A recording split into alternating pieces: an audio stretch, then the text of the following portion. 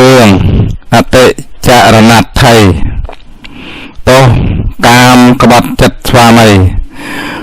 ក្នុងកាសបៈពុទ្ធកាលមានភរិយារបស់ឧបាសកជាសោតាបានម្នាក់ជាស្រីប្រព្រឹត្តក្បត់ចិត្តស្វាមីឧបាសកនោះឃើញនៅហេតុប្រព្រឹត្តបំពេញនោះយ៉ាងប្រខ្យាក់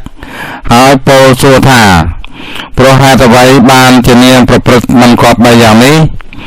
ស្រីភរិយានោះពោលស្បត់ស្បែកថាប្រសិនបើខ្ញុំធ្វើយ៉ាងនឹងមែនសូមឲ្យឆ្កែនេះខំជញ្ជែងស៊ីខ្ញុំកុំបីខានព្រោះជាអ្នកប្រព្រឹត្តក្បត់ចិត្តស្វាមីខ្លួនលុះនាងនោះស្លាប់ទៅបានកើតជាប្រែតឈ្មោះវិមាននិកាក្នុងស្រះឈ្មោះកណ្ណមណ្ឌៈពេលថ្ងៃសោយសម្បត្តិទឹកពេលយប់រងទុក្ខជាខ្លាំងនិងស្រដីពីព្រះចៅក្រុងពេរិណសីទ្រង់ស្ដេចចេញប្រពាតព្រៃដើម្បីបរបាញ់មរឹកគីមរគាក៏ដល់ទៅស្រះកណ្ណមណ្ឌៈនោះតាមលំដាប់សោយសម្បត្តិជាមួយនាងប្រែតនោះនាងវេមានិកានោះមិនឲ្យព្រះរាជាជ្រាបសោះ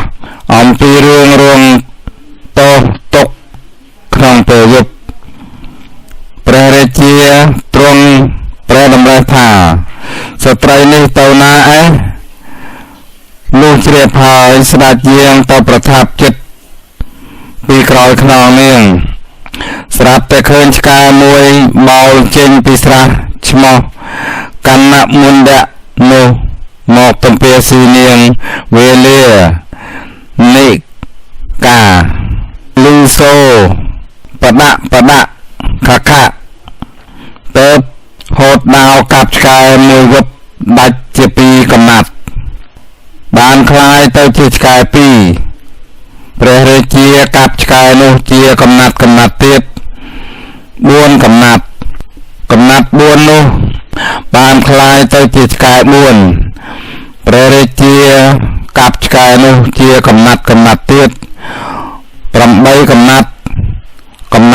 8នោះបានคล้ายទៅជាឆ្កែ8ព្រះរាជាទ្រង់កាប់ឆ្កែទាំង8នោះជាកំណាត់ទៀត16កំណាត់ទាំង16នោះបានคล้ายទៅជាឆ្កែ16ទៀតនាងវេមេនិកាពោលថាបបិទ្ធព្រះរាជាស្វាមីស្ដេចទ្រង់ធ្វើអ្វីនេះព្រះរាជាពោលសួរវិញថានេះជាអ្វីនាងវេមេនិកាពោលប្រាប់ថាព្រះអង្គកុំទ្រង់ធ្វើយ៉ាងនេះឡើយសូមស្ដេចស្ដោះដុំទឹកមាត់លើដីវិញហើយទ្រង់ឆ្លីដោយព្រះបាទទៅ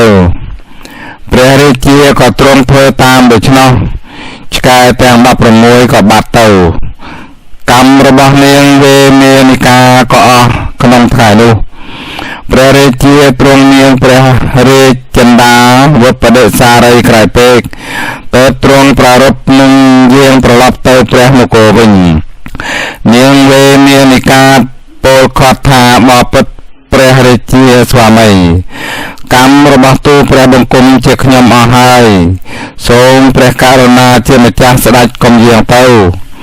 នៅរួមគ្នាក្នុងទីនេះហើយព្រះរាជាមិនព្រមព្រះសម្ដាប់សោះក៏ស្ដេចយាងទៅព្រះនគរវិញរឿងពានិជ្ជបុរសទោសនៃការជាប់ជំពាក់ក្នុងកាមគុណកាលពីអតីតក្នុងតំពៈបុណ្យនៃធូបរបស់ជនអ្នកមានបាតដៃក្រហមនៅអាស្រ័យមាននគរយៈមួយឈ្មោះសិរីសវត្ថុយក្ខិនីទាំងឡាយក្នុងនគរនោះតែងឲ្យនៅវត្ថុមានបនិងបាយជាដើមដល់ពួកពាណិជ្ជដែលមានសំពៅបែកហើយមកក្នុងទីនោះទៅសួរថាអ្នកទាំងឡាយមកក្នុងទីនេះតើដោយកម្មដូចម្ដេចសំពៅយើងបែកកណ្ដាលសមុទ្រទៅមកក្នុងទីនេះ យៈខណីទាំងឡាយនោះពោលថាប្រពៃហើយអ្នកទាំងឡាយស្វាមីនៃយើងទាំងឡាយទៅជួញអស់រយៈពេល3ឆ្នាំមិនឃើញមកសោះប្រហែលជាស្លាប់បាត់ហើយនៅទៅអ្នកទាំងឡាយសុទ្ធតែជានាយពាណិជ្ជយើងទាំងឡាយនឹងបានគ្នាជាគូកំសត់ទៅហើយប្រឡំនាយពាណិជ្ជទាំងនោះដោយអាការៈផ្សេងៗទៅនាំទៅនគរយៈ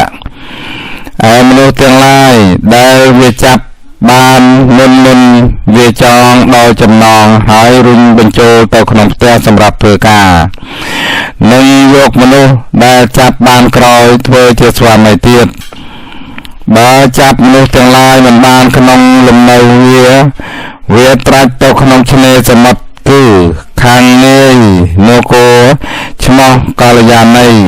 ខាងអាយទ្វីបរបស់ញាក់សេចក្តីដែលបានបរិយាយមកក្នុងខាងលើទាំងប៉ុន្មាននេះជាប្រវេណីរបស់យក្ខិនីទាំងឡាយនោះទេថ្ងៃមួយមានពាណិជ្ជ500នាក់បែកសំពៅត្រង់ពីចិត្តនគរយក្ខិនីទាំងឡាយនោះយក្ខិនីទាំងឡាយនោះក៏ប្រឡំលបួងលួងលោមនាយពាណិជ្ជទាំងឡាយនោះតាមរបៀបអ្នកលំបាត់ហើយនាំមកនគរខ្លួនតែចងមនុស្សដែលចាប់បានមុននោះរុញបញ្ចូលទៅក្នុងផ្ទះសម្រាប់ធ្វើការយក្ខិនីច្បងយកនាយពាណិជ្ជជាច្បងធ្វើជាប្តីឯយក្ខិនីដទៃទៀតក៏យកនាយពាណិជ្ជជាលំដាប់ធ្វើជាប្តីដែរលុះនាយពាណិជ្ជទាំងឡាយនោះចោះសុបកម្មនិន្ទ្រានារាត្រីកាលវាក៏ក្រោកសន្សំទៅស៊ីមនុស្សក្នុងផ្ទះសម្រាប់ធ្វើការហើយត្រឡប់មកវិញពាណិជ្ជចម្បងបានឃ្លាំមើលដឹងថាប្រពន្ធជាយក្ខិនីតែប្រាប់សេចក្តីនោះដល់ពាណិជ្ជទាំងអស់ហើយ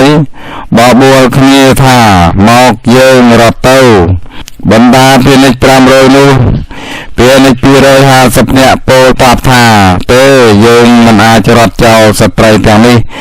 ដែលសម្ផស្សទន់ភ្លន់ត្រជាក់ដល់ចិត្តថ្លើមយើងបានឡើយណាហើយអញ្ជើញទៅចោះយើងមិនបានទៅទេពាណិជ្ជចម្បងក៏នាំពាណិជ្ជ205អ្នកដែលធ្វើតាមពាក្យរបស់ខ្លួនរត់ទៅគ្រានោះព្រះពោធិសត្វរបស់យើងទ្រង់សោយព្រះជាតិជាស្ដេចសេះវលាហកៈមានសារពាង្គកាយសត្រសោះមានឫទ្ធិអស្ចារ្យអាចហោះហើយដើរដោយអាកាសវេហាក៏បានតាមចិត្តចង់ហោះមកពីព្រៃហេមពៀនមកកាន់តំពៈបណ្ណទ្វីបទំពាស៊ីស្រូវសាលីដែលដកឯងកើតឯងហើយហោះត្រឡប់ទៅវិញបានឃើញពាណិជ្ជទាំងនោះក៏ស្រែកសួរដោយសេចក្តីករុណាអស់វិរៈ3ដងថាអ្នកណាចង់ទៅកាន់ជនបទដែរឬទេពាណិជ្ជទាំងនោះលឺនៅសម្រែកស្រែកសះកប់ផ្គងអញ្ជលីពោលថាយើងទាំងឡាយនឹងទៅស្ដេចសេះក៏បន្ទាបខ្នងមកហើយពោលថាបើដូច្នោះចូលឡើងជិះលើខ្នងខ្ញុំមកលំដាប់នោះពាណិជ្ជមួយពួកឡើងជិះលើខ្នងមួយពួកទៀតកាន់នៅកន្ទេលមួយពួកទៀតឈរផ្គងអញ្ជលីដោយហោចទៅស្ដេចសេះអាចនាំនៅពាណិជ្ជដែលផ្គងឈរផ្គងអញ្ជលីដោយអានុភាពរបស់ខ្លួនទៅកាន់លំនៅរៀងខ្លួនបានទៅផោះត្រឡប់ទៅឋានខ្លួនវិញឯពាណិជ្ជ250នាក់ដែលជាប់ចិត្តស្រឡាញ់ក្នុងរូបក្លិនរសនិងសម្ផស្សទន់ភ្លន់ត្រជាក់របស់យក្ខិនីទាំងឡាយនោះក៏បានជាចំណីរបស់យក្ខិនីទាំងអស់គ្នាទៅរឿងពេរិណស័យសេដ្ឋីបុត្រអានិសង្ឃទានរបស់បុគ្គលមានសទ្ធាមុតមម ការកន្លងទៅហើយព្រះពោធិសត្វទ្រង់សោយព្រះជាតិជាកូនសេដ្ឋីនៅក្នុងនគរពេរាណសីលុះអត់អំពីបិតាធ្វើមរណកាលទៅព្រះបាទព្រហ្មទត្តបានតាំងព្រះពោធិសត្វជាសេដ្ឋីក្នុងនគរពេរាណសីគ្រប់គ្រងសម្បត្តិជំនួសបិតាព្រះពោធិសត្វជាបុត្រមានសទ្ធាមុតមមជឿកម្មផលច្បាស់លាស់បានចំណាយទ្រព្យធ្វើសាលាទាន6កន្លែងហើយតែងបរិច្ចាគទានរក្សាឧបោសថសិលជានិច្ចពុំដែលខានវេលាថ្ងៃមួយព្រះពោធិសត្វរៀបបរិភោគអាហារពេលព្រឹកស្រាប់តែមានព្រះបច្ចេកពុទ្ធមួយព្រះអង្គតែនឹងជើញចាកនិរោធសមាបត្តិហោះមកឈរទៀបទ្វេផ្ទះព្រះពោធិសត្វក៏លែងទៅឃើញទៅប្រើបុរសម្នាក់ឲ្យទៅយកបាតពីលោកមកដាក់ចង្ហាន់គ្រានោះមានរាធិរាជមកនិមិត្តធ្វើជារណ្ដៅរងើកភ្លើងក្រហមរុនទាលច្រាវចៅដូចជាអវជ័យមហានរៈបុរសម្នាក់ទៅយកបាតឃើញភ្លើងនោះហើយពិតភ័យណាស់ត្រឡប់មកជំរាបព្រះពោធិសត្វវិញព្រះពោធិសត្វបានយល់ច្បាស់ថាមាននៅឋានតាវតੰមកធ្វើឲ្យអន្តរាយព្រះជន្មព្រះបច្ចេកពុទ្ធផងទៅយកភាជដាក់ចង្ហាន់ពេញចេញអំពីផ្ទះទៅឈរក្បែររណ្ដៅភ្លើងហើយទូលព្រះបច្ចេកពុទ្ធថាបបិទ្ធលោកម្ចាស់ដ៏ចម្រើនបើຕົកណាជាខ្ញុំធ្លាក់ដាំក្បាលចុះក្នុងរណ្ដៅភ្លើងដូចជានរកនេះក៏ខ្ញុំមិនថយក្រោយវិញដែរសូមព្រះករុណាម្ចាស់ទទួលយកនៅចង្ហាន់នេះចុះព្រះពោធិសត្វនិយាយទូលព្រះពោធិសត្វដូច្នេះហើយក៏លោកចុះទៅក្នុងរណ្ដៅភ្លើងស្រាប់តែមានឈូកផុសទ្រជើងយ៉ាងអស្ចារ្យព្រះពោធិសត្វបានយកចង្ហាន់ទៅដាក់ក្នុងបាតប្រគេនព្រះបច្ចេកពុទ្ធដោយសួស្តីឯមាឃើញផ្លែកអស្ចារ្យដូច្នោះហើយភ័យតក់ស្លុតវិនាសបាត់អំពីនោះទៅប្រជុំនិទានជាដករឿងកហបតីប្រែតទោសនៃការមើលងាយព្រះសារីរិកធាតុកាលព្រះសម្ពុទ្ធបរមគ្រូបរិនិព្វានហើយពួកពុទ្ធបរិស័ទទាំងឡាយមានព្រះបាទមលរាជ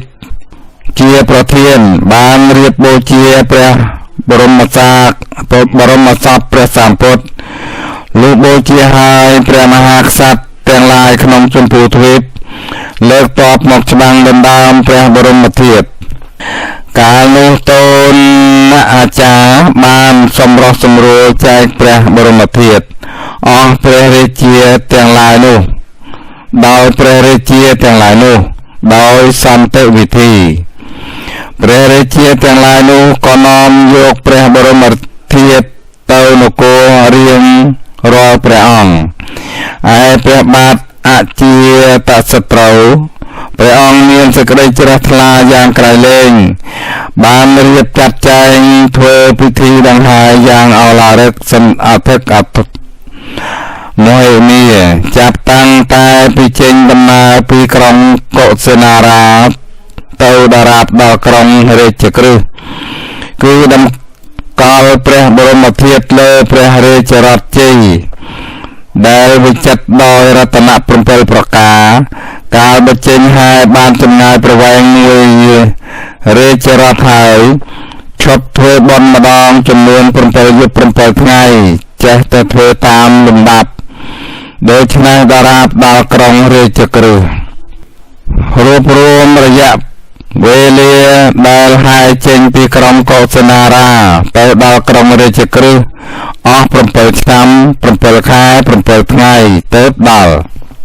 ពួកពុទ្ធបរិស័ទទាំងអស់ក្នុងក្រុងរាជក្រឹសមានសេចក្តីជ្រះថ្លាសប្បាយរីករាយយ៉ាងក្រៃលែងឯពួកជនមិច្ឆាទិដ្ឋិជាង 80000 នាក់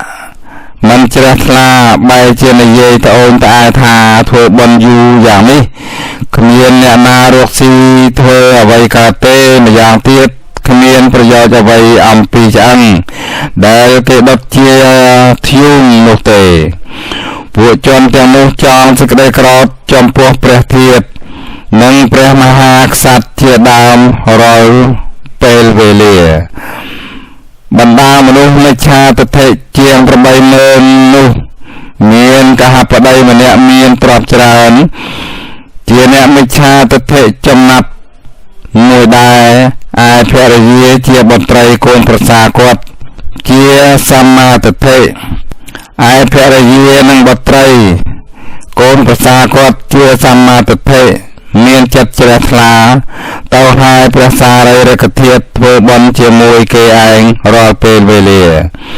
ទោះបីកហបតីស្ដីបន្ទោសយ៉ាងណាក៏មិនធ្វើជាដឹងឮធ្វើមរណកាលបានតាមលំដាប់សង្ខាររបស់ខ្លួនទៅកហបតីកើតជាប្រែតជាមួយពួកជនមិច្ឆាទិដ្ឋិជាង 80000 នាក់នោះនៅចន្លោះភ្នំកិច្ចកោฏឯភរិយាបុត្រីបុត្រប្រសាទៅកើតជាទេវតានៅឋានសួគ៌ថ្ងៃមួយព្រះមហាកាសបថេចេញពីនិរោធហើយពិចារណាឃើញមនុស្សស្លាប់ទៅកើតជាប្រែត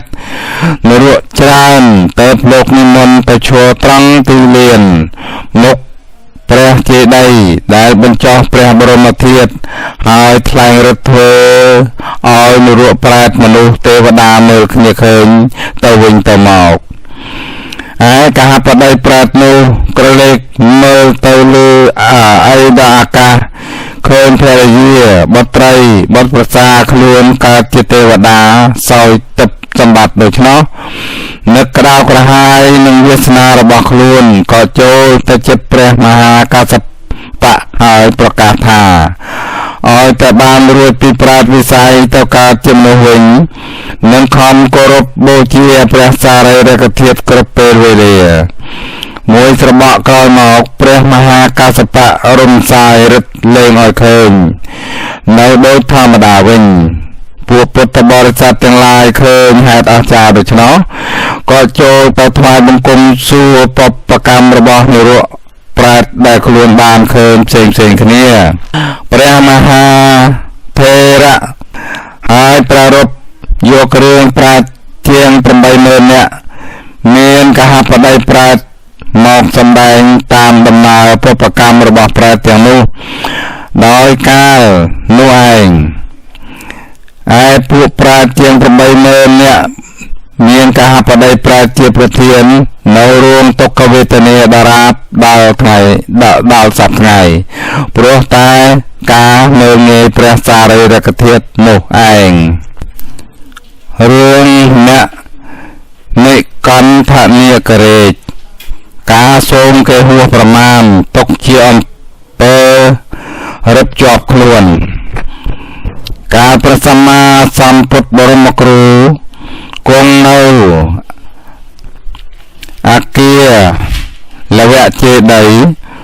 ទ្រង់ប្រជុំភិក្ខុទាំងឡាយប្រារព្ធបញ្ញត្តិនៅកฎដីកាសិក្ខាបទដោយហេតុភិក្ខុអ្នកនៅក្នុងដែនអាឡវីដែលអង្គាសឃោសនាចតុបច្ច័យបង្ខំដាក់កម្រិតអ្នកនគរយកទៅធ្វើកฎនៅមនុស្សទាំងឡាយធុញទ្រាន់ភ័យតក់ស្លុតនឹងការឃោសនាបង្ខំមានសេចក្តីទើសទាល់ក៏កិច្ចខ្លួនចេញមិនឲ្យជួបនឹងពួកភិក្ខុទាំងនោះថ្ងៃមួយព្រះមហាកាសបថេលោកនិមន្តទៅបណ្ឌបាតក្នុងទីក្រុងអាឡវីនោះពួកមហាជនឃើញពណ៌លឿងក៏នាំគ្នារត់អស់គ្មានអ្នកណាដាក់បាតដូចមុនឡើយទើបលោកសួរភិក្ខុទាំងឡាយថាហេតុអ្វីក៏សាបសូន្យបែបនេះភិក្ខុទាំងនោះទូលលោកថាពួកអាឡវីភិក្ខុដែលសុំបង្ខំយកលុយកាក់ទៅធ្វើកฎនៅរបស់ខ្លួនហួសកម្លាំងសទ្ធាទើបអ្នកនគរពិតភ័យចេះតែរត់ពួន ព្រះមហាកាសបៈភេនាំរឿងនោះទៅក្រាបបង្គំទូលព្រះសម្ពុទ្ធព្រះអង្គទ្រង់ប្រជុំសង្ឃហើយស្ដីបន្ទោសដល់ភិក្ខុអ្នកធ្វើគាត់ទាំងនោះជាអនេកបរិយាយហើយបញ្ញត្តិសិក្ខាបទទៅប្រារព្ធសម្ដែងនៅអតីតនិទានថាការសុំគេហួសហេតុរឿយៗដូច្នេះកុំថាតែមនុស្សទោះជាសត្វដេរឆានក៏ធុញទ្រាន់មិនឲ្យជួបមុខដែរដោយកាលដែលកន្លងទៅហើយកាលនោះព្រះបាទព្រហ្មទត្តសោយរាជក្នុងក្រុងពេរាណសីព្រះពោធិសត្វកាត់ក្នុងត្រកូលព្រាហ្មណ៍មហាសាលមានសម្បត្តិច្រើនមានប្អូនប្រុសមួយលុះអត់អំពីមេដាបិតាអនិច្ចកម្មទៅនាំបងប្អូនទៅបួសជាតាបោះនៅក្បែរស្ទឹងគង្គាបងធ្វើអាស្រមនៅខាងលើស្ទឹងប្អូននៅខាងក្រោមសម័យនោះមាននាគរាជមួយឈ្មោះមណិកន្ធៈមកអំពីភពនាគខ្លែងភេទជាមានុបដើរតាមឆ្នេរស្ទឹងមកបានជួបនឹងតាបោះជាប្អូនព្រះពោធិសត្វនោះក៏មានសេចក្តីស្រឡាញ់រាប់អានគ្នាក្រោយពេកដល់ពេលលាតាបោះទៅពិភពនាគវិញក៏คล้ายខ្លួនជានាគអោបរឹតតាបោះដោយសេចក្តីស្រឡាញ់រាប់អានទៅចេញទៅចេះតែមកលេងនឹងតាបោះយ៉ាងនេះជារាល់ថ្ងៃតាបោះមានសេចក្តីពិតភ័យឡើងស្គាំងស្គមអស់ទាំងខ្លួនក៏ទៅប្រាប់តាបោះគឺព្រះបរមពុរិស័ទជាបងថាមាននាគរាជមួយចេះតែមកលេងជាញឹកញាប់ខ្ញុំមានសេចក្តីភ័យខ្លាចមិនចង់ឲ្យមកសោះប៉ុន្តែពុំដឹងធ្វើដូចម្តេចកើតព្រះពោធិសត្វសួរថានាគរាជនោះកាលដែលមកមានពាក់អ្វីមកផងតាបោះប្អូនថាមានពាក់កែវមณีមកផងព្រះពោធិសត្វប្រាប់ឧបាយថាបើដូច្នោះប្អូនឯងត្រូវសុំកែវមณีនោះអំពីនាគរាជមិនឲ្យក៏ចេះតែសុំបើអ្នកបានធ្វើដូច្នេះនាគរាជនឹងលែងមកកាន់សំណាក់អ្នកទៀតហើយតាបោះប្អូនត្រឡប់ទៅអាស្រមវិញដល់នាគរាជមកក៏សុំកែវមณีភ្លាមនាគរាជទើសទាល់មិនដឹងធ្វើដូចម្តេចក៏ត្រឡប់ទៅវិញបន្តិចវិលមកទៀតដោយសេចក្តីរលឹកតាបោះតាបោះចេះតែសុំដល់គម្រប់3ដងនាគរាជស្ថិតនៅលើខ្នងទឹកនិយាយប្រាប់តាបោះថាខ្ញុំសពថ្ងៃរស់នៅបានដោយអំណាចកែវមณีនេះឯងខ្ញុំឲ្យអ្នកដូចម្តេចកើតពីត្រឹមថ្ងៃនេះទៅខ្ញុំលែងមកឲ្យជួបនឹងអ្នកហើយព្រោះការដែលអ្នកមកសុំកែវមณีខ្ញុំនោះដូចជាបរិះមានកម្លាំងកាន់ដាវយ៉ាងមុតគំរាមកាត់ខ្ញុំឲ្យដាច់ជាកំណាត់តូចធំដូចស្នងឯងប្រាប់តាបោះដូច្នេះហើយក៏បាត់អំពីនោះទៅលែងមកជួបនឹងតាបោះទៀតតាបោះទាំងពីរក៏ខំចម្រើនឈានដល់ទីបំផុតអាយុសង្ខារបានតកើតជាព្រំមលោកទាំងពីរនាក់រឿងស្វាទេវទត្ត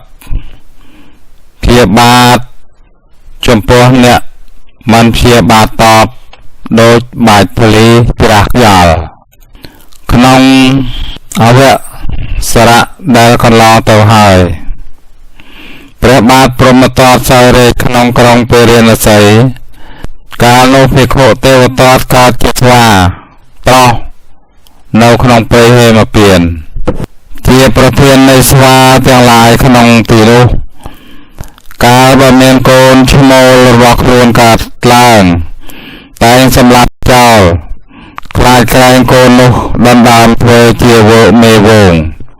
កាលនោះព្រះពោធិសត្វចាប់បដិសន្ធិក្នុងផ្ទៃស្វាញីជាភរិយាស្វាទេវទត្តនោះ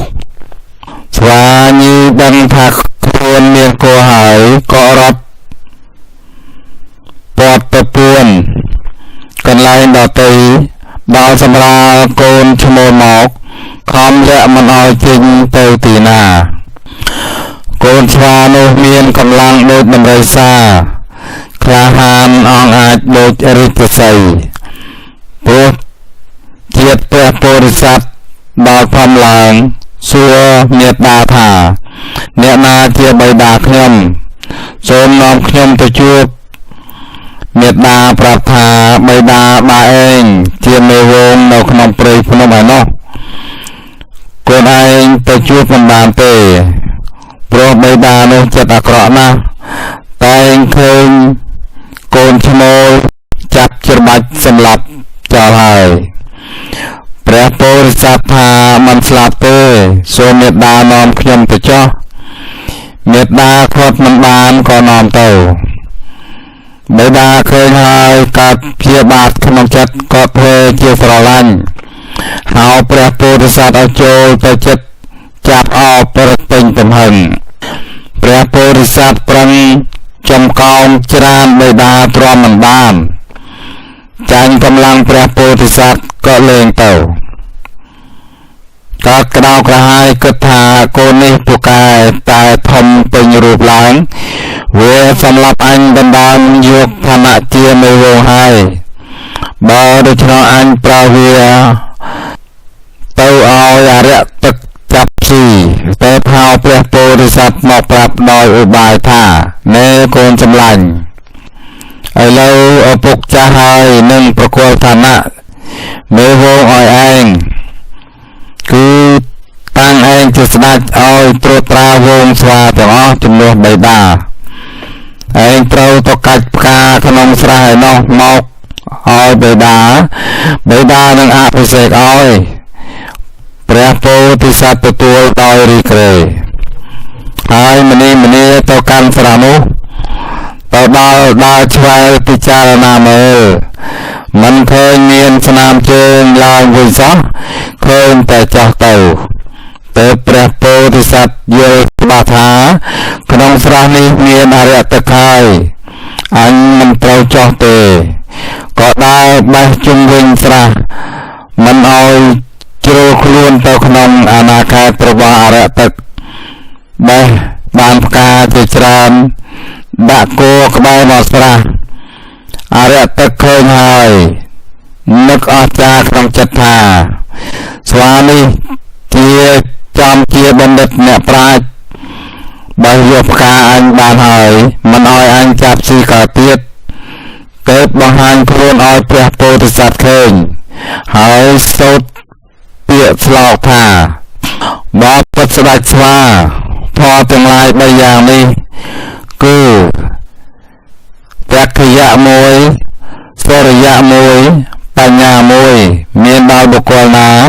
ដែលដូចលោកបុគ្គលនោះតែងបង្គ្របនៅខ្មាំងបានសូត្រដូច្នេះហើយសួរព្រះពោធិសត្វថាអ្នកយកផ្កាទៅធ្វើអ្វីព្រះពោធិសត្វថាបិតាខ្ញុំឲ្យយកទៅដើម្បីអភិសេកខ្ញុំជាស្ដេចអរិយទឹកគិតថាអ្នកមានសេចក្តីអង្អាចយ៉ាងនេះគួរតែអញយកផ្កាទៅឲ្យក៏កាន់ផ្កាដល់តាមក្រោយព្រះពោធិសត្វទៅបិតាឃើញកូនទៅវិញមានអរិយទឹកជាអ្នកកាន់ផ្កាឲ្យដូច្នោះក៏កើតក្តៅក្រហាយអន្ទះអន្ទែង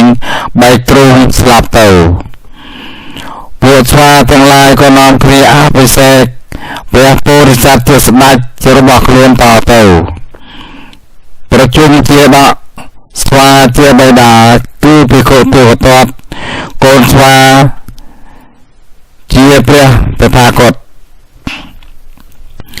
រឿងនាងវិមានប្រែតទោសលួចទ្រព្យគេនិងទោសលក់សារាកាលកន្លងទៅហើយក្នុងក្រុងពេរិណសីមានស្ត្រីក្រមុំម្នាក់ឈ្មោះកល្យាណីមានរូបល្អជាទីស្រឡាញ់ពេញចិត្តចំពោះមហាជនដែលបានឃើញរូបនាងថ្ងៃមួយបុរសម្នាក់ចាប់ចិត្តស្រឡាញ់បានចូលទៅនិយាយជាច្រើនដងនាងមិនព្រមយក ក៏កើតទោសៈព្យាបាទនាងយកថ្នាំជំរុះសក់ទៅជួលនាងទាសីឲ្យដាក់ក្នុងប្រអប់រមៀតដល់នាងទៅមុជទឹកនាងកំពុងក្បែរផ្ទះយករមៀតនោះកក់ក្បាលសក់ក៏ជ្រុះអស់មានសល់មួយសរសៃនៅតែលលាតក្បាលទៅទេនាងកើតសេចក្តីយល់ខ្មាស់ក៏យកក្រមាទទួលក្បាលរត់ភៀសខ្លួនទៅនៅស្រុកចុងកាត់មាត់ញក់ឆ្ងាយពីស្រុកកំណើតរឿងដតីស្លេះតែប៉ុណ្ណេះនឹងនិយាយតែអំពីនាងកាលយានីដែលនាងនៅស្រុកចុងកាត់មាត់ញក់យូរទៅសក់ក៏អត់មានដោះឡើងវិញប្តីក៏នាងមិនយកទៅជាអ្នកតល់ក្រទៅប្រកបរបរបិទស្រាលក់ពួកប្រមាត់ទាំងឡាយតែងចោមរោមរៀននាងជានិច្ចរាល់ថ្ងៃកាលនោះមានប្រមាត់ពីអ្នកដេកលក់នាងលួចសម្រាប់យកសម្ពត់អាវអស់នៅអាក្រាតកាយទៅទេពួកប្រមាត់ដឹងខ្លួនឡើងមានសេចក្តីយល់ខ្មាស់ក៏នាំគ្នារត់ទៅផ្ទះអស់ទៅថ្ងៃក្រោយមកនាងកល្យាណីបានឃើញព្រះខេណាស្របមួយអង្គនិមន្តទៅបិណ្ឌបាតមានសេចក្តីជ្រះថ្លាក៏និមន្តចូលគង់លើអាសនៈក្នុងផ្ទះរបស់ខ្លួនហើយចាត់ចែងប្រគេនប្រអួលលេងដោយព្រេងល្ងកាលបើព្រះខេណាស្របឆាន់ហើយនាងតាំងសេចក្តីប្រាថ្នាថាសូមឲ្យមានរូបល្អមានសក់ល្អសរសៃល្អិតដូចរឹងត្រីព្រះខេណាស្របធ្វើអនុមោទនាហើយនិមន្តទៅទីដទៃទៀតដល់នាងអស់អាយុបានកើតទៀតប្រាជ្ញមានរូបល្អសក់ដ៏ល្អដូចប្រាថ្នាស្ថិតនៅក្នុងវិមានមាសតែម្នាក់ឯងកណ្ដាលមហាសមុទ្រប៉ុន្តែគ្មានសម្ពត់អាវស្លៀកពាក់អាក្រាតកាយទៅទេយកសក់ក្បាលគ្របខ្លួនមានសេចក្តីអៀនខ្មាស់យ៉ាងខ្លាំងតែម្នាក់ឯងមិនដែលចេញទៅណានៅតែក្នុងវិមានស្ងាត់ជ្រងំកណ្ដាលមហាសមុទ្រនោះឯងសម័យនោះមានចំនួនសំពៅ700នាក់ឆ្លងកាត់មហាសមុទ្រទៅប្រកបការងារឯត្រែម្ខាងនៅត្រូវខ្ជាប់ឈូសបក់បោករសាត់ចុះឡើងនៅកណ្ដាលមហាសមុទ្រនោះក៏ទៅជួបនឹងវិមានរបស់នាងប្រែតនោះអ្នកសំពៅទាំងឡាយឃើញរូបនាងស្អាតស្រស់បោះនៅតែម្នាក់ឯងក៏សម្គាល់ថាទេពធីតាបានអញ្ជើញនាងឲ្យចេញមកក្រៅដើម្បីចរចាគ្នាឲ្យដឹងដំណើររឿងនាងមិនព្រមចេញមកសោះដោយសេចក្តីហ៊ានខ្មាស់គ្របសង្កត់ខ្លាំងពួកអ្នកសំពៅចេះតែទទួលសួរថានាងមានរូបល្អយ៉ាងនេះពួកយើងមិនដែលឃើញសោះតើនាងជាទេពធីតាឬសួរញយពេកនាងក៏ប្រាប់ថាខ្ញុំនេះជាប្រែតទេឈ្មោះវិមានប្រែតតាំងពីកើតមកខ្ញុំមិនដែលបានសម្ពត់ស្លៀកសោះ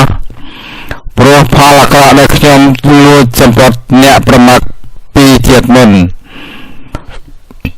ដែលខ្ញុំមានរូបល្អមានចំណីអាហារពិតវិមានមាសប្រដេស្ថាននៅកណ្ដាលមហាសមុទ្រនេះកើតឡើងដោយផលបុណ្យដែលខ្ញុំបានប្រគេនប្រអួលដល់ព្រះខេណាស្របពួកអ្នកសំពៅសួរទៀតថានាងមកកើតនៅទីនេះប្រមាណឆ្នាំហើយនាងប្រាប់ថារាប់ឆ្នាំមិនបានទេចំនួនមួយកាប់មកហើយ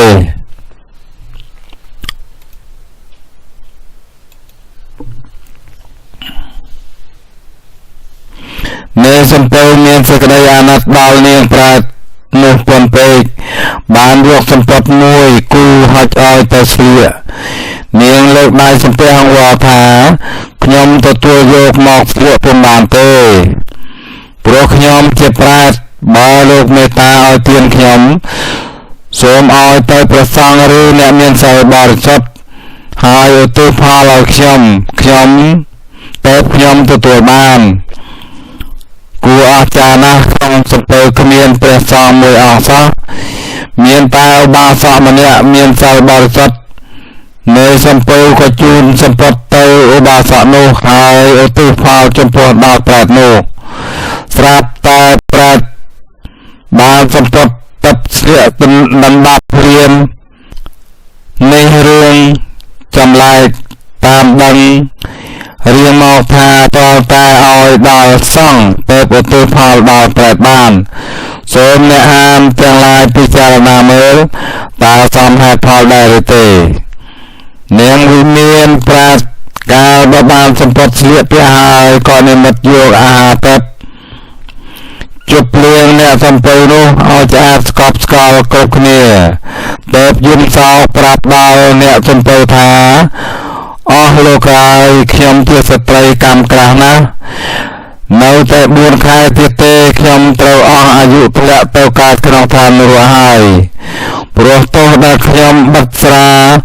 លក់ពីជាតិមុននៃសំពៅនិងឧបាសកមានសេចក្តីមេត្តាករុណាប្រាប់ថាបើនាងចង់បានសុខនាងត្រូវយកព្រះពុទ្ធព្រះធម៌ព្រះសង្ឃជាទីពឹងជាទីរលឹកស្មើដល់ជីវិត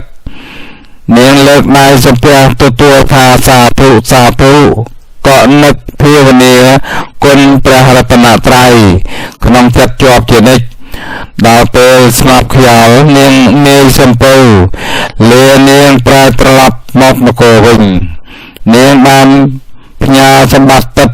មានមាសប្រាក់ជាដើមមកបូជាព្រះសម្ពុទ្ធបរមគ្រូកាលនោះព្រះអង្គគង់នៅវត្តចេតពុន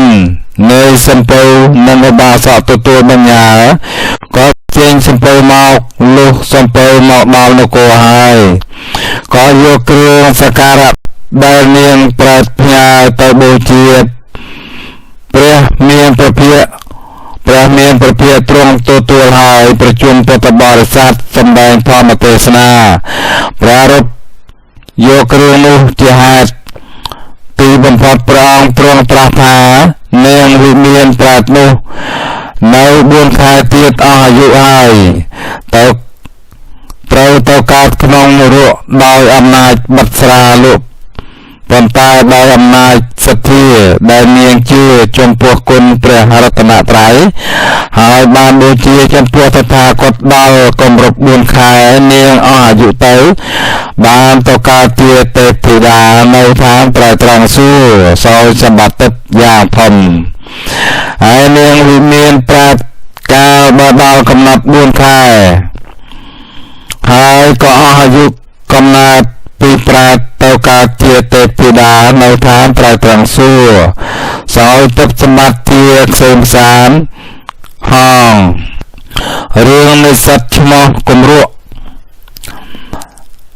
អាក្រក់ចុះឲ្យតែល្អក្រចុះឲ្យតែមាន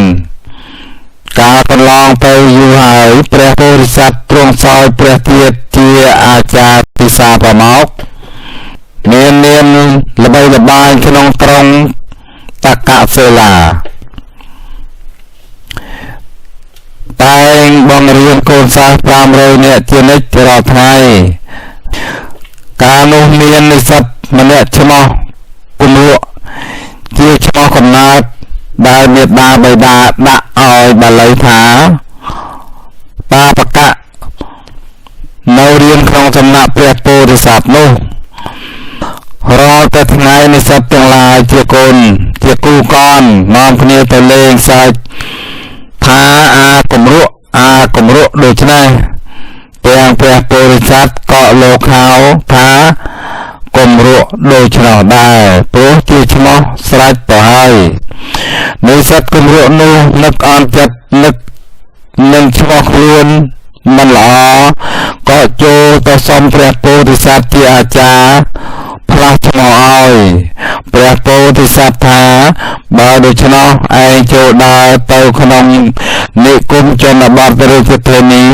ស្វែងរកឈ្មោះដែលល្អប្រកប ប់ដោយសេរីសួស្តីជ័យមង្គលរបស់បុគ្គលណាមួយដែលជាទីពេញចិត្តរបស់ឯងឲ្យបានមកចាំអញផ្លាស់ចោលឲ្យនិស្សិតគម្រក់ធ្វើតាមពាក្យអាចារ្យរៀបចំដំណើរថ្វាយបង្គំលា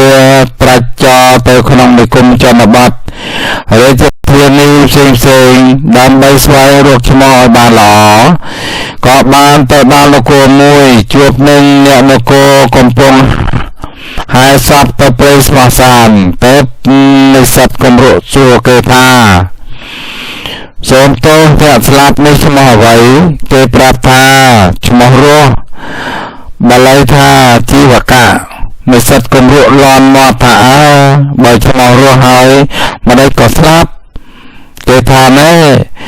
នាងធម្មតារបស់មនុស្សសត្វបើຕົកជាឈ្មោះរស់ក៏ដោយឈ្មោះកើតក៏ដោយឈ្មោះជាក៏ដោយមិនអាចជៀសវាងរួចអំពីចាស់ឈឺស្លាប់នោះទេនិស្សិតគម្រក់ស្ដាប់ពាក្យគេហើយអស់សង្ឃឹមរវើយគំនិតក៏ដើរឈៀងចូលទៅក្នុងភូមិមួយឃើញនាយជាវាយម្នាក់កំពុងវាយសំពងទាស័យដែលខ្ជះខ្ជាយធ្វើឲ្យបាត់ទ្រព្យរបស់គេនិស្សិតគម្រក់ឃើញហើយសួរថានាងនេះមានទោសដូចម្ដេចបានជាលោកវាយដល់ម្លឹងគេប្រាប់ថាបានជាវាយព្រោះវាខ្ជះខ្ជាយមិនចេះរក្សាថែទាំទ្រព្យសម្បត្តិនិស្សិតគម្រក់សួរទៀតថាចុះនាងនេះឈ្មោះអ្វីគេប្រាប់ថាឈ្មោះនាងរក្សាទ្រព្យបាលីថាធនបាលីចុះបើឈ្មោះល្អម្លឹងក៏មិនចេះថែរក្សាទ្រព្យគេប្រាប់ថានាងឯងកុំសង្ស័យឈ្មោះនោះគេគ្រាន់តែកំណត់ឲ្យងាយស្គាល់ងាយចំណាំគ្នាទៅវិញទៅមកប៉ុណ្ណោះទេមិនមែនឈ្មោះឲ្យសុខទុក្ខបានឡើយនិស្សិតគម្រក់លឺហើយរឹតតែស្បើយគំនិតក្នុងការស្វែងរកឈ្មោះល្អក៏ត្រឡប់ទៅផ្ទះវិញដល់ពាក់កណ្ដាលផ្លូវឃើញបុរសម្នាក់ដើរវិលចុះវិលឡើងហើយសួរថាអ្នកដើរវិល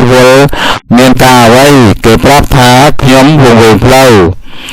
និស្សិតគម្រក់ក៏សួរចង់ដឹងឈ្មោះអ្នកនោះទៀតគេប្រាប់ថាឈ្មោះខ្ញុំអ្នកស្គាល់ផ្លូវបាលីថាមន្តកៈចុះឈ្មោះចំណាប់ម្លឹងម្ដេចក៏រស់ផ្លូវមិនឃើញគេឆ្លើយតបវិញថាសំខាន់អ្វីត្រង់ឈ្មោះនោះស្រេចតែនឹងខ្ញុំវង្វេងអ្នកឯងក៏ឆោតម្ល៉េះនិស្សិតគម្រក់ត្រូវគេផិតស្ដីឲ្យថាឆោតក៏លេងស្វែងរកឈ្មោះទៀតត្រឡប់ទៅកាន់សំណាក់លោកអាចារ្យវិញព្រះពោធិសត្វជាអាចារ្យសួរថាម៉េចឯងទៅរកឈ្មោះល្អបានហើយឬនៅនិស្សិតគម្រក់ថាអត់អំពើទេដើរទៅឲ្យតែខាតរៀនឈ្មោះរស់បែរជាងាប់មីឈ្មោះរក្សាទ្រព្យទៅជាធ្វើឲ្យបាត់ទ្រព្យគេត្រូវដំបងឈ្មោះ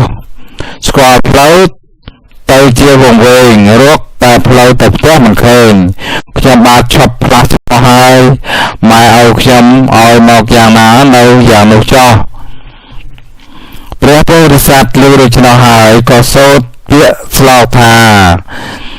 សេចក្តីថានិស្សិតឈ្មោះគម្រក់បានឃើញការរស់វាស្លាប់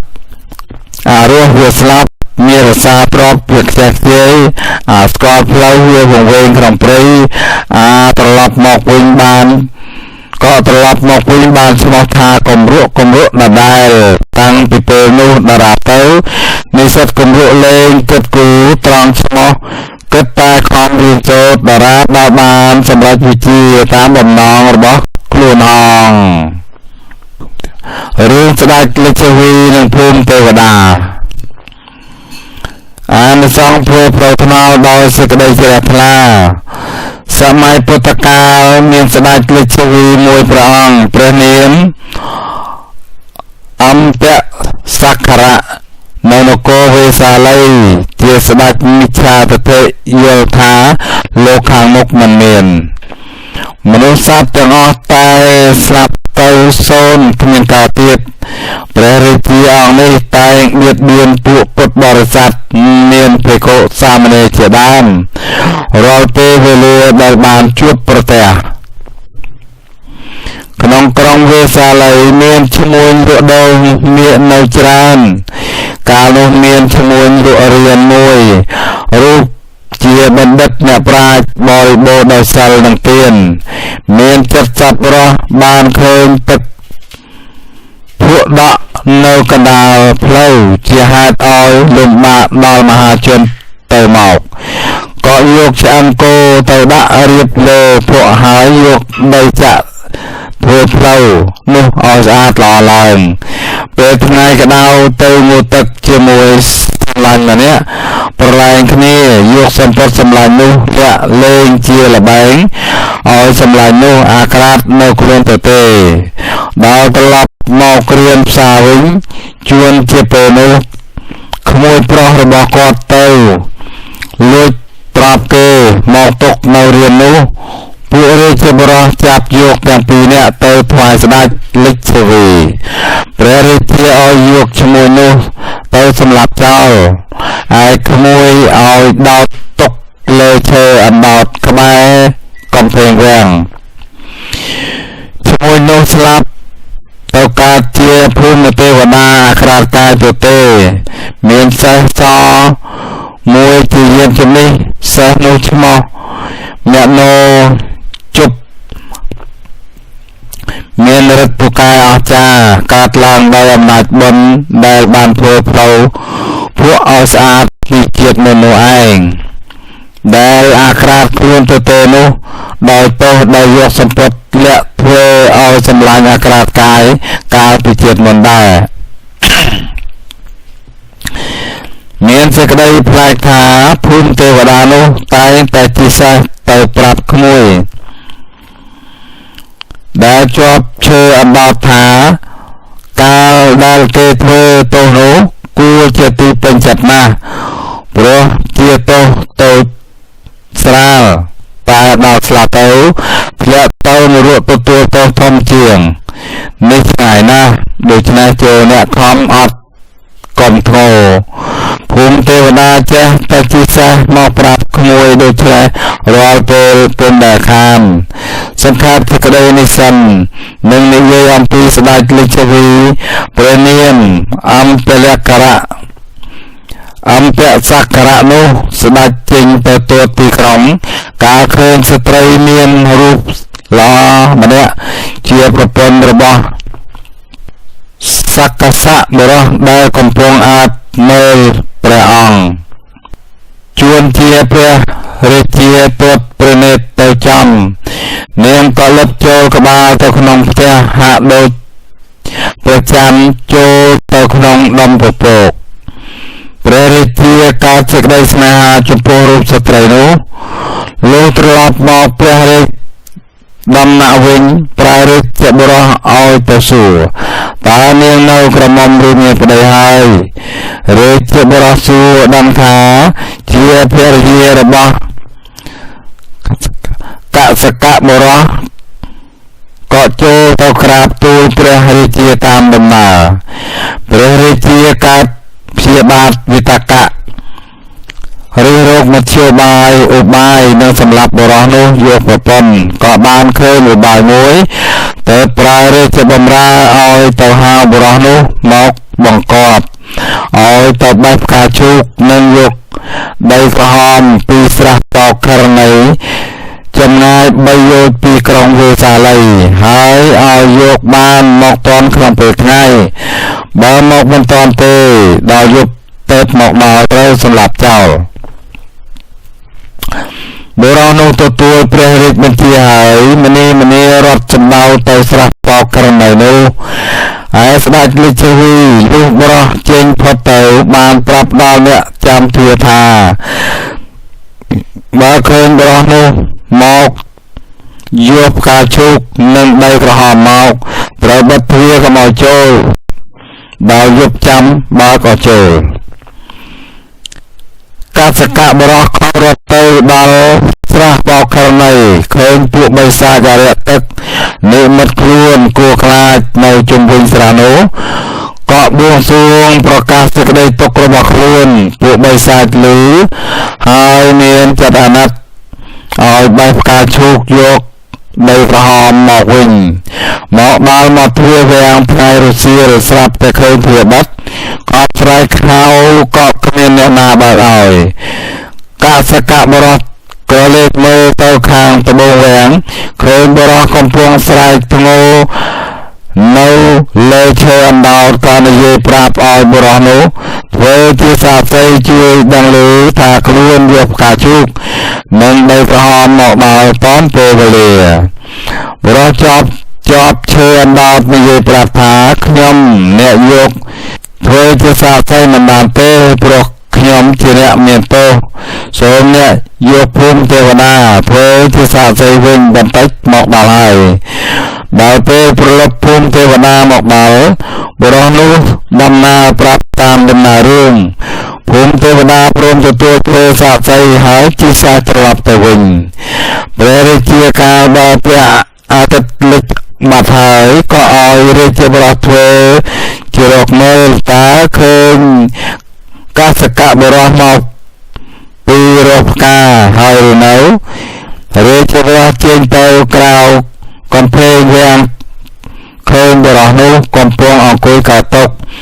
ក៏នាំទៅថ្វាយព្រះរាជាដោយចោទប្រកាន់ថាមកខួបពេលកំណត់ត្រូវព្រះរាជាយកទោសដល់ជីវិតព្រះរាជាគ្រាន់តែទតឃើញប្រុសនោះក៏ដាក់ទោសឲ្យថាត្រូវរាជបរោះយកទៅសម្លាប់កសកបរោះទូលអង្វរតាមសេចក្តីពិតរបស់ខ្លួនហើយអានដល់សាស្ត្រីរបស់ខ្លួនថាបើព្រះរាជាពុំជឿទេចាំសួរភូមិទេវតាដែលតែងជាសាសមកឲ្យអវាទដល់បរោះជាប់ឈើអណ្ដោតនោះចុះព្រះរាជាតល់ប្រាជ្ញដោយចង់ឃើញភូមិទេវតាក៏ឲ្យបរោះនោះនាំទៅជួបដល់ពេលប្រលប់ភូមិទេវតាទីសេះមកព្រះរាជាទតឃើញហើយត្រាស់សួរថាអ្នកជាសាស្ត្រីកសកបរោះឬបរោះនេះបាននាំយកផ្កានិងដើមនិងដីមកដល់មុនថ្ងៃលិចឬភូមិទេវតាទូលថាជាសាស្ត្រីមែនបានឃើញបរោះនេះនាំយកដីនិងផ្កាមកដល់មុនថ្ងៃលិចមែនកសកបរោះក៏បានរួចខ្លួនទៅដំណើរអំពីភូមិទេវតាមានប្រាថ្នាយូរហើយ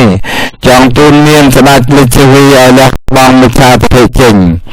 និងដោះក្មួយរបស់ខ្លួនឲ្យបានរួចពីឈើអណ្ដោតជួនជាឱកាសនោះស្ដេចលិចវីចង់ដឹងពពកកម្មរបស់ភូមិទេវតាក៏ត្រាស់សួរថាអ្នកនៅទីណាយើងមិនដែលឃើញភូមិទេវតាក្រាបទូលថាពីដើមជាអ្នកលក់រៀនផ្សារបានរក្សាសិលធ្វើទានសំបុណ្យកុសលផ្សេងជាច្រើនជាអ្នកវាអំពើទុច្ចរិតមិនរំលោភខុសច្បាប់មិនធ្វើតាមអំពើចិត្តពេលរបស់ខ្លួនថ្ងៃមួយត្រូវគេចោទទទួលព្រះបង្គំថាលួចប្រាប់គេត្រូវគេចោទថាទូព្រះបង្គំថាលួចប្រាប់គេមហារាជបានឲ្យរាជបរោះសម្លាប់ទូព្រះបង្គំហើយយកក្មួយទូព្រះបង្គំទៅដោតឈើអណ្ដោតដោយបន់ដែលទូបង្គំបានធ្វើនោះឯងនាំមកកើតជាទេវតាឯសេះនេះកើតដោយបន់ដែលទូបង្គំបានយកឆ្អឹងគោទៅដាក់លុបភក់ធ្វើផ្លូវឲ្យមនុស្សដើរបានស្រួលព្រះរាជាត្រាស់សួរទៀតថាចុះហេតុអ្វីបានជាអ្នកគ្មានសម្លៀកសម្ពត់ស្លៀកភូមិទេវតាទូលថានេះគឺទោសដែលទូព្រះបង្គំយកសម្ពត់សម្លាញ់លាក់លេងជាលបែងធ្វើឲ្យសម្លាញ់នោះអាក្រាតនៅខ្លួនទៅទេ សូមមហារាជជ្រាបមិនមែនដូចមហារាជធ្លាប់យល់ថាស្លាប់ទៅសូន្យធ្វើបន់បាបមិនមានផលនោះទេក្នុងពេលនោះព្រះរាជាហាក់ដូចជាភ្ញាក់ព្រះអង្គថាអញប្រហែលជាយល់ខុសទៅដឹងភូមិទេវតាក៏ទទួលបញ្ជាក់សេចក្តីទៀតថាបុណ្យក្តីបាបក្តីដែលបុគ្គលធ្វើហើយមិនសាបសូន្យទេតែងឲ្យផលជានិច្ចពេលនេះបើមហារាជទ្រង់ផ្ដាច់ទ្រង់មេត្តាដល់ទូលបង្គំដែលគ្មានសម្ពត់ឆ្លៀកសូមមហារាជយកសម្ពត់ទៅប្រគេនសង្ឃឧទ្ទិសផលចំពោះទូលបង្គំ